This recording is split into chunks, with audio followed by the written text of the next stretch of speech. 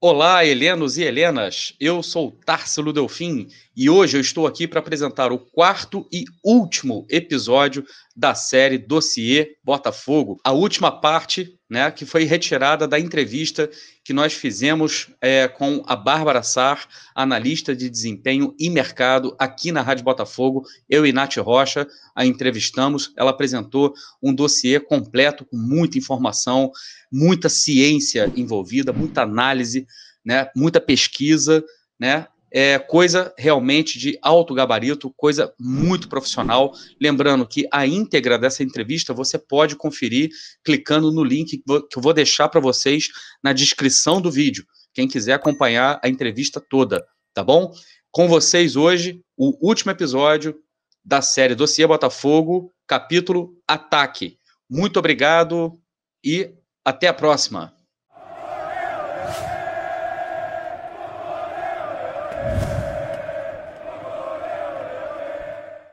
Vai lá, Babi, contigo.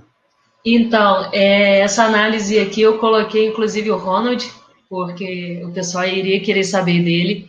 Na análise breve que eu fiz para o canal do Brownie, eu mencionei lá, ele foi considerado o quinto melhor ponta, e você vê que ele era o do pior time, né, da pior organização e estrutura, e quando o jogador se destaca muito em um contexto, em um time que está muito desorganizado, muito ruim, não quer dizer que o menino não é bobo. Até por ter sido a primeira temporada dele no profissional. Não estou dizendo que ele vai chegar aqui e ser o craque do time. Eu quero dizer que é uma aposta interessante, que é um jogador que teve um desempenho bom, que teve um período de queda brusca no desempenho dele, mas muito pela negativa do Botafogo de Ribeirão Preto, dele vir ao Botafogo, naquele momento onde ele foi especulado pela primeira vez. E isso afeta muito a cabeça de um jogador que já estava em um time que brigava para não ser rebaixado, teve a proposta de uma das maiores camisas do futebol brasileiro e o time dele simplesmente não libera. Então isso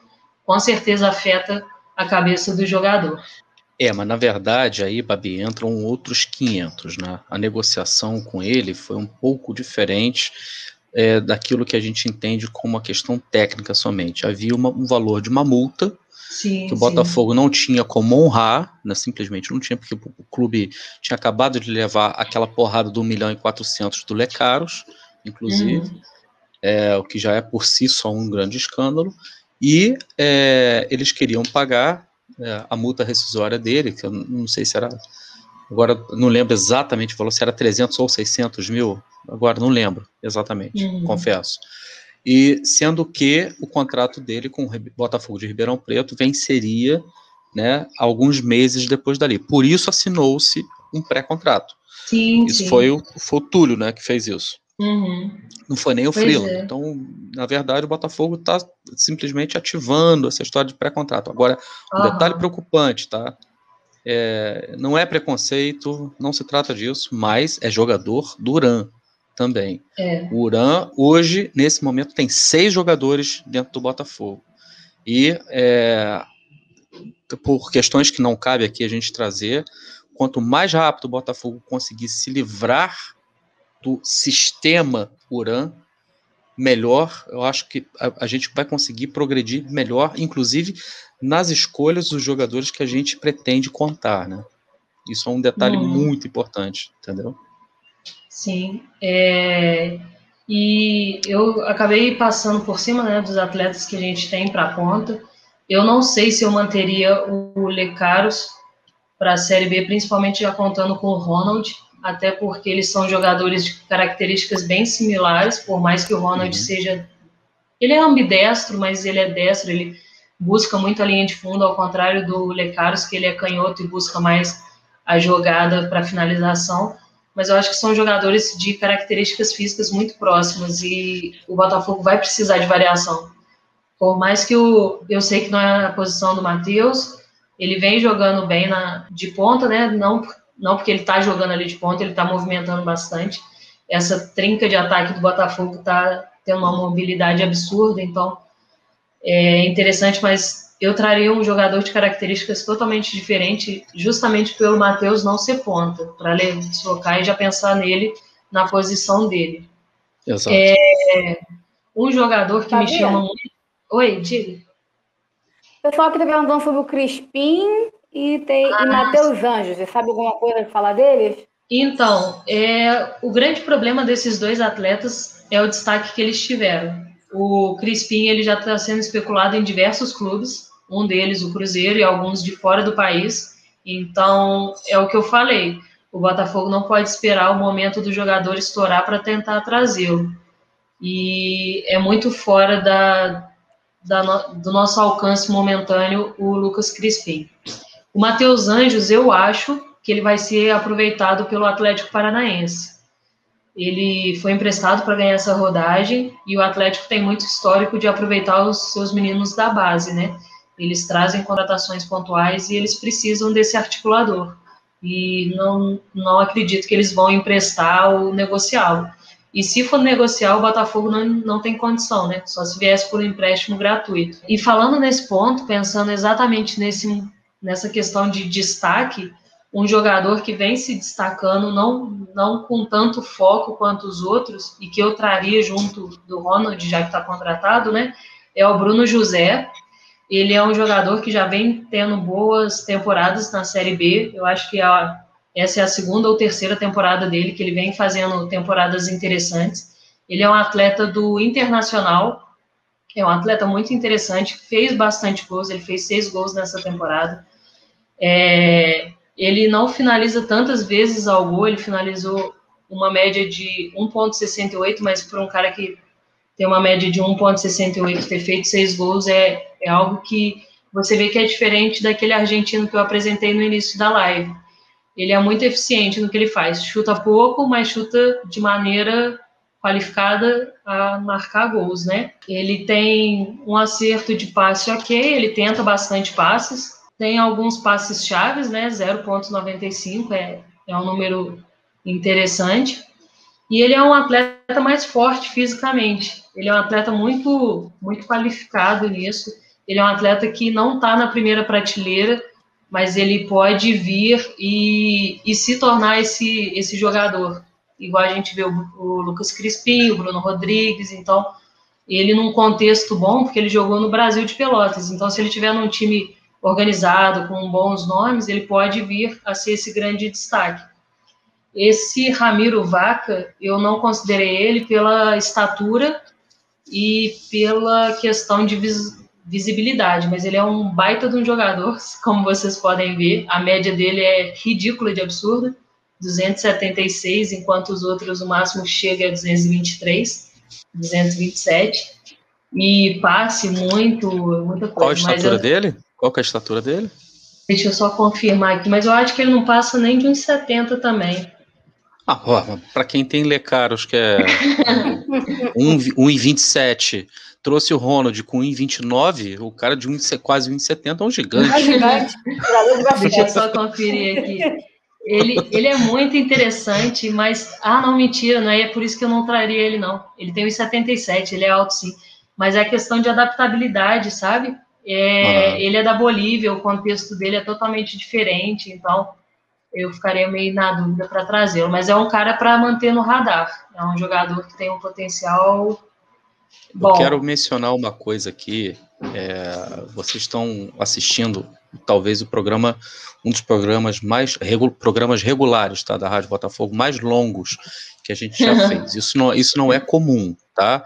A gente está fazendo isso porque a qualidade do trabalho da Bárbara Sar, né, que é analista de desempenho e analista de mercado, é tão absurda, mas tão absurda, que a gente está dando a ela todo o espaço que ela precisa e merece para expor esse trabalho extremamente minucioso que ela está fazendo.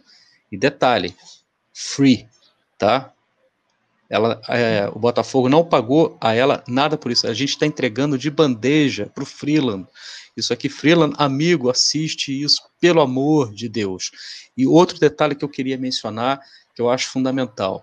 Em algum momento vocês viram a Babi mencionar algum jogador que já tenha passado pelo Botafogo? Sob aquele velho argumento, porque ele já conhece a casa, nós estamos trazendo de volta, aquela coisa que a gente vive sempre revivendo, de olhar pelo retrovisor. Vocês estão entendendo a importância de uma análise criteriosa, minuciosa, competente de mercado e de desempenho? O que a ciência, na verdade, pode nos proporcionar, ao invés de é uma aposta, vai ser mais barato do que o Fernando, se der certo, é uma maravilha, se der errado, não tem problema, pode espalhar aí. Vocês lembram disso? Então, é disso que a gente está falando. É disso que a gente está falando. A nossa função aqui na Rádio Botafogo é dar espaço, né, para esse tipo de trabalho tão primoroso, tão fundamental, que o nosso clube precisa tanto, tá? Para a gente ajudar, inclusive, tá, o torcedor alvinegro a se orientar. Quem acabou de chegar aqui na área é o meu querido amigo Fabiano Bandeira. Estamos tendo uma aula. Grande abraço aí, Babi. Salve, grande abraço, Fabi e Babi. Uma hora vocês precisam fazer um programa juntos, que vai ser muito maneiro. E o Raiz Alvinegra também está aqui na área, participando, tá dando aquela moral pra gente. Ele fez uma análise potente. Bruno Matos, queridinho da torcida. Ela falou isso no começo do programa. Né? Tem que abrir a caixinha aqui. Babi, o pessoal tá perguntando aqui, Matias Pisano. Conhece Matias Pisano? Conheço. Ele teve uma passagem no Cruzeiro uma vez, uma época aí atrás. Não foi bem no Cruzeiro, não sei se foi por falta de adaptação, eu não sei se ele poderia vir agora e dar em alguma coisa por estar mais experiente, mas eu confesso que eu não acompanhei a última temporada dele, eu posso fazer uma análise e trazer aqui. Eu vou falar mais de um ponta, de dois, na verdade, porque a gente precisa para a esquerda também, aqui tem pontas esquerdas e direitas. Para a esquerda, eu traria como aposta, né, esse menino Elias Manuel, do Grêmio. Ele é um dos que está sendo preparado para assumir essa famosa ponta esquerda de destros, que são máquinas de fazer gol. O menino é absurdo, ele tem médias incríveis, fantásticas. No Sub-23 do Grêmio, ele tem 19 anos e foi um dos principais atacantes, pontas e jogadores do Grêmio no último aspirante. Ele jogou muita bola, ele é um menino de muita imposição física, força, drible também. Ele perde poucas bolas por ser um cara que arrisca o drible. Você vê que ele perde 5,4, menos que qualquer um dos outros que estão sendo mencionados. Então, é um jogador que vale a pena dar uma olhada, fazer uma proposta para o Grêmio, trazer por empréstimo, porque por mais que não fique, ele pode trazer uma resposta muito boa, e como nós não temos na nossa base alguém que já suba e assuma a ponta esquerda, eu não vejo problema em trazer um reserva ou um atleta que não vai virar ativo, né, grana para o clube, se ele vier e trouxer qualidade para dentro do campo. O que esse menino tem para entregar e o que ele vai entregar no futuro vai ser nível PP e Everton, se ele cumprir com as expectativas, né? Se ele conseguir continuar se desenvolvendo. Menino... Isso não é profecia, isso é ciência. É importante a gente frisar isso. Se isso realmente acontecer, e deve acontecer, o que a Babi está falando, vocês viram primeiro aqui na Rádio Botafogo. Pois é, o menino é muito jovem. Ele é muito novo. Você vê aqui, tá falando de 9 jogos. Ele é ponta, tem 9 jogos e 5 gols. Então, é média de atacante. O menino é bola. Não estou falando que vai ser, mas ele tem muito potencial para se tornar um Everton, um PP e jogar demais. E outro que eu traria, esse é um pouquinho mais arriscado, porque disputou a Série C. Eu fico na dúvida a respeito do Eric, do Náutico, que ele é um atleta que foi formado no Náutico, se não me engano, e pertence ao Braga, mas é um atleta muito interessante, fez uma Série B consistente. Ele, todas as vezes que disputou a Série B, ele foi muito consistente. Aí eu fico na dúvida entre ele para ser a segunda contratação, né? Ou então o Maurício Garcês, do Brusque. Ele foi um dos principais destaques da equipe do Brusque, que subiu para a Série B essa temporada. É um atleta interessante também, de um drible qualificado, e apesar de ser ponta, ele fez 5 gols, assim como o Eric também. Então, são atletas que poderiam trazer qualidade de finalização. Agora, partindo para o ataque, né? O ataque eu acho que é o lugar que a gente menos precisa trazer peças, a gente precisa de um nome para vir e entregar, para ser a referência dos meninos, porque o que o Rafael Navarro vem apresentando e o Matheus Nascimento vem apresentando nessa reta final dá muita tranquilidade a respeito de reserva. Eu não digo que eu já jogaria eles para serem titulares. A gente viu o que quase foi feito do Navarro no início da temporada, né? O menino chegou para ser da base, para jogar a competição sub-20, não deu tempo de inscrever e ele foi jogado num time desorganizado, que foi aquele do início do Carioca, que foi um cato. Então, a torcida já estava pedindo a cabeça do menino sem esperar ele acabar de se formar. Quando eu digo contexto, é contexto para tudo. O contexto que o atleta deveria estar jogando para se desenvolver, o contexto que você está analisando o atleta. Então, eu acho que analisaram o Rafael Navarro num contexto que ele ainda não estava pronto para entregar.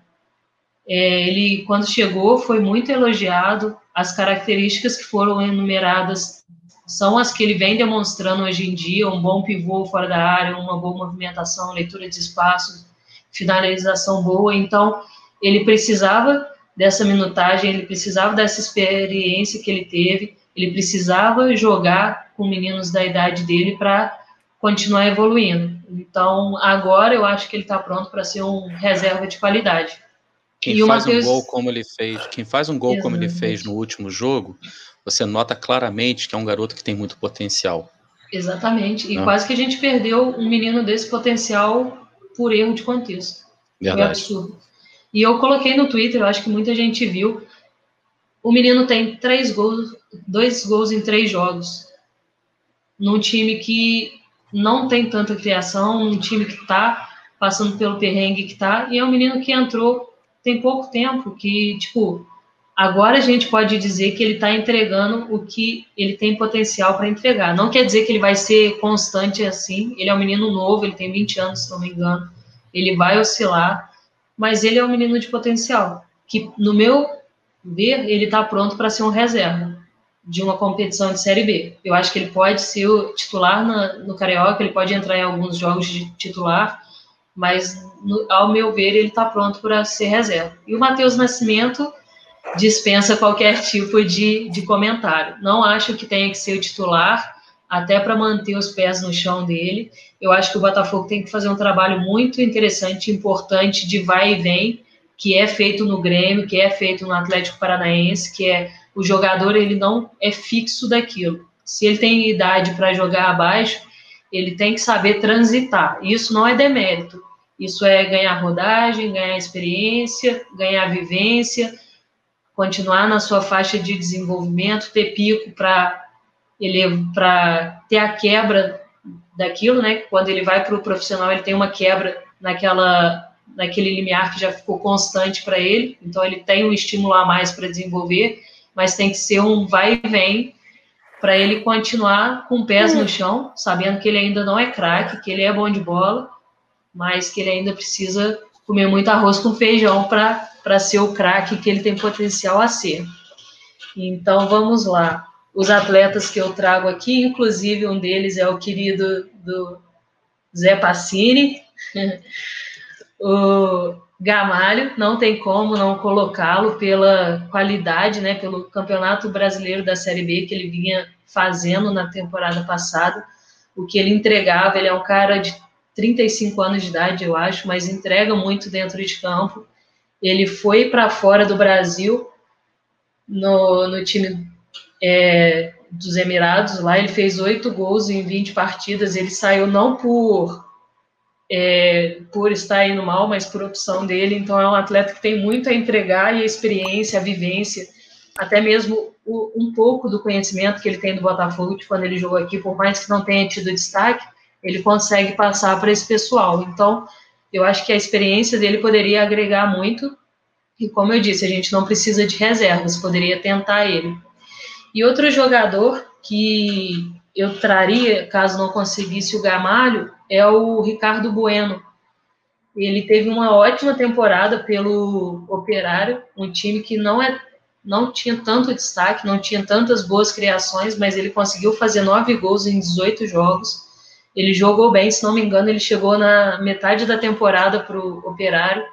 É um atleta que tem boas leituras, tem boas movimentações, ele chuta bastante no gol em si, né? Tem uma boa precisão de passe, então não quer dizer que ele não é só aquele atleta que vai cumprir a função dentro da área, ele participa da construção, então se a gente jogar com 2 atacantes ou com pontas ultrapassando e invadindo a área, ele consegue dar aquela segurada e buscar um passe decisivo, então eu acho que poderia ser um outro bom nome, e um nome que eu daria uma sondada, que é interessante, que é jovem, que tem um potencial de crescer, é esse Rodrigo Rolgado do Audax, mas teria todo o problema de adaptação e tal, mas é um atleta que eu manteria no radar, pela idade e pela qualidade, ele tem muita tranquilidade na hora de finalizar, mas a minha preferência, principalmente para a Série B, seria ou o Ricardo, pela experiência, né, pela vivência já na disputa, ou o Léo Gamalho, os dois são mais velhos, mais experientes, poderiam trazer muito para os nossos meninos. Matheus Babi, você manteria ou não? Não, eu não manteria, não. É muito difícil, eu acho que a relação já estremeceu, já teve uma quebra bem grande de confiança da torcida com ele, então é algo complicado. E só comentar aqui rapidinho, alguém me perguntou do Tagliari, do Ituano. Confesso que eu sou apaixonada com esse jogador, é um jogador que eu acho que tem muito futuro. Ele jogou essa temporada deslocado, jogou em outra posição e ele conseguiu desempenhar bem o papel. Mas ele é um menino de 23 anos que viria para competir vaga com o Navarro e com o Matheus Nascimento. Então, nesse momento, eu não tiraria vaga dos nossos atletas que já são nossos, que são meninos da nossa base, para dar espaço para um outro atleta.